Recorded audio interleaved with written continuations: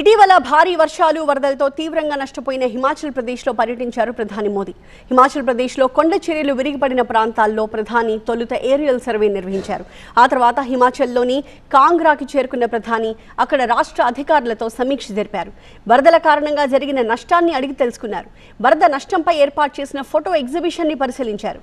అలాగే వరద బాధితులు, ఎన్డీఆర్ఎఫ్, ఎస్డీఆర్ఎఫ్, ఆప్డా మిత్ర బృందంతో సంభాషించారు. సమీక్షలో ప్రధానితో పాటుగా హిమాచల్ ప్రదేశ్ సీఎం సుఖ్వీందర్ సింగ్, గవర్నర్ శివ్ ప్రతాప్ శుక్లా కూడా పాల్గొన్నారు. హిమాచల్ ప్రదేశ్ పర్యటన ముగిసిన అనంతరం పంజాబ్లోని వరద ప్రభావిత ప్రాంతాల్లో ప్రధాని పర్యటిస్తారు. మధ్యాహ్నం ఏరియల్ సర్వే నిర్వహించిన తర్వాత గురుదాస్పూర్ చేరుకుంటారు.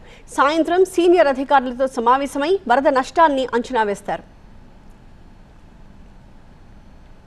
క్షేత్రస్థాయిలో పరిస్థితిని ప్రధాని స్వయంగా అంచనా వేయడం ద్వారా బాధితులకి అవసరమైన సహాయాన్ని త్వరితగతిన అందించడానికి, పునర్నిర్మాణ పనులకు అవసరమైన నిధులను విడుదల చేయడానికి ఈ పర్యటన దోహదపడుతుందని అధికారులు భావిస్తున్నారు.